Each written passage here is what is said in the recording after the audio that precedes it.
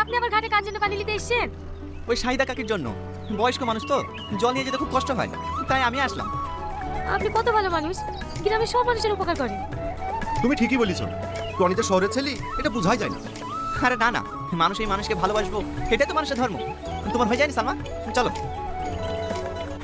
সালমা, তোমার মনে কষ্ট হচ্ছে, দাও কলসিটা আমাকে দাও।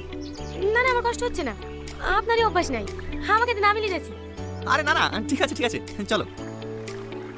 আচ্ছা, এই গ্রামে আপনি আর কদিন থাকবেন? আর 4 দিনের মধ্যে চলে যাবো। 4 দিনের মধ্যে চলে যাবেন? আপনি যেভাবে গ্রামের মানুষের সাথে মিশে গিয়েছেন, আপনি চলে গেলে গ্রামের মানুষের সবার কষ্ট হবে। তাই বুঝি? শুধু গ্রামের লোকেরই কষ্ট হবে, তোমার কষ্ট হবে না বুঝি? হ্যাঁ, আমার হবে। তাই নাকি? তাহলে এই গ্রামে বিয়ে করে থেকে যাই, তাহলে তোমার আর কষ্ট হবে না। কি? আপনিও না? আরে না না, মজা করলাম।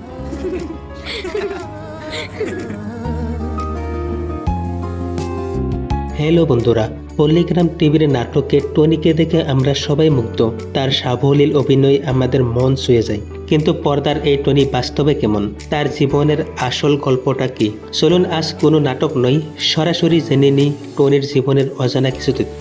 টনির জন্ম পশ্চিমবঙ্গের কোনো এক শান্ত গ্রামে। ছোটবেলা থেকেই গ্রাম বাংলার মাটির কাছাকাছি বড় হওয়া, আর সেই অভিজ্ঞতায় তার অভিনয়ে এক নিখুঁত বাস্তবতা ফুটিয়ে তোলে। তার পরিবার বলতে বাবা মা আর 2 ভাই বোন।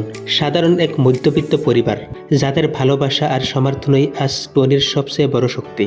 আপনারা অনেকেই জানতে চান টনির পড়াশোনা নিয়ে। টনি তার স্থানীয় স্কুল কলেজে পড়াশোনা শেষ করেছেন এবং বর্তমানে তিনি ক্লাস 12-এর স্টুডেন্ট। পড়াশোনার পাশাপাশি অভিনয়টা তিনি যেভাবে সামলাচ্ছেন তা সত্যি প্রশংসনীয়। বন্ধুদের সাথে শখের বসে ভিডিও বানানো থেকে শুরু, এরপর পল্লীগ্রাম টিভির সাথে পথ চালা, আজ তিনি লাখো দর্শকের চোখের মণি। এখন আসা যাক জনপ্রিয়তার প্রসঙ্গে।